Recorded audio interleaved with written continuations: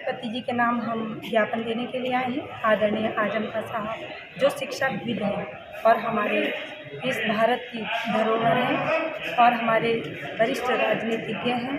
उन्होंने पूरे देश के लिए ऐसा काम किया है। सबसे पहला उनका संदेश है कि हम सब एकता के सूत्र में बंधने चाहिए और दूसरा उनका संदेश है कि हर घर में शिक्षा की रोशनी फैले। लेकिन आप देख रहे हैं कि उनके साथ कितना अन्याय हो रहा है। जो 10 राज्य के सदस्य रहे, पूर्व कैबिनेट मंत्री रहे और उनका पूरा परिवार और वो उनको ये सज़ा मिली कि सारे झूठे मुकदमे, द्वेषपूर्ण राजनीति उनके ऊपर की गई।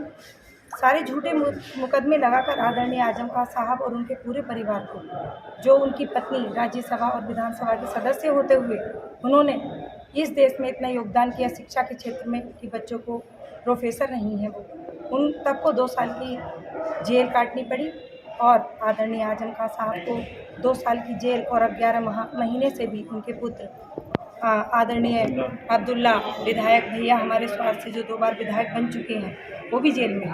इतना अन्याय क्यों?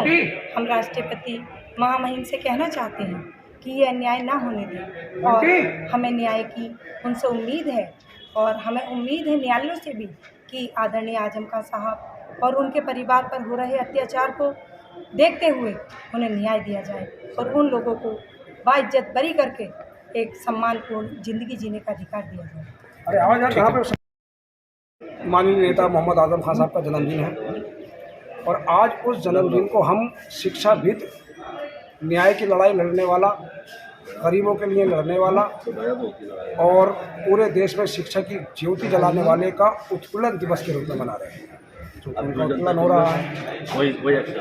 पिछली बार 1.5 साल उनको जेल में रखा, फिर साजिश के तहत छोटे मुकदमे फंसा के फिर उनको जेल में डाल दिया। आज हम उनका उत्पीड़न दिवस मना रहे हैं। तो क्या दिवस? इस सिलसिले में हमने ज्ञापन राष्ट्रपति महामहिम महोदय को संबोधित अभी हम यहाँ देंगे। जिलाधिकारी महोदय आने वाले हैं, उनसे टाइम ले लिया गया है और हम उनको ज्ञापन देंगे। उसके बाद हम उनका जन्मदिन केक काट कर मनाएंगे। लेकिन ये आज उनका जन्मदिन है, उनका उत्पीड़न दिवस है, क्योंकि और समाजवादी पार्टी को जितना भी इंसाफ की लड़ाई लड़ने वाले जितने भी समाजवादी विचारधारा के लोग हैं, उनको जेल में रखे जाने से उनकी भावनाएं आहत हो रही हैं, उनके साथ जुल्म हो रहा है।